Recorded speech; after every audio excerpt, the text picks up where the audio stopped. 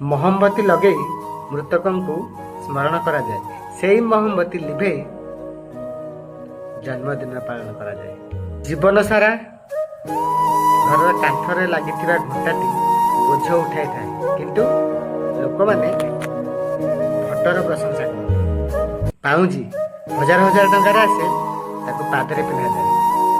ଆଉ ମାତ୍ର 1 ଟଙ୍କାରେ ଆସେ ଟିକିଲି, ତାକୁ ପଥର ସଜାଯାଏ। ମୂଲ୍ୟର କିଛି ମହତ୍ଵ ନଥାଏ ଆଜ୍ଞା, କିନ୍ତୁ କର୍ମର ମହତ୍ଵ ଥାଏ। ଘରେ ପଡ଼ିଥିବା ଗୀତା ଆଉ କୁରାନ ନିଜ ଭିତରେ କେବେ ଲଢ଼ନ୍ତି ନାହିଁ। ଆଉ ଯେଉଁମାନେ ସେମାନଙ୍କ ପାଇଁ ଲଢ଼ନ୍ତି, ସେମାନେ ତାକୁ କେବେ ପଢ଼ନ୍ତି ନାହିଁ। ଗୁଣ ପରି କଟୁ ଜ୍ଞାନ ଦେଉଥିବା ବ୍ୟକ୍ତି ହିଁ ପ୍ରକୃତ ବନ୍ଧୁ। ମିଠା କଥା କହୁଥିବା ଲୋକ ହିଁ ଚାଟକାର ବି ହୋଇପାରନ୍ତି। ଇତିହାସ ସାକ୍ଷୀ ଅଛି, ଆଜି ପର୍ଯ୍ୟନ୍ତ ଲୁଣରେ କେବେ ପୋକ ଲାଗିନାହାନ୍ତି, କିନ୍ତୁ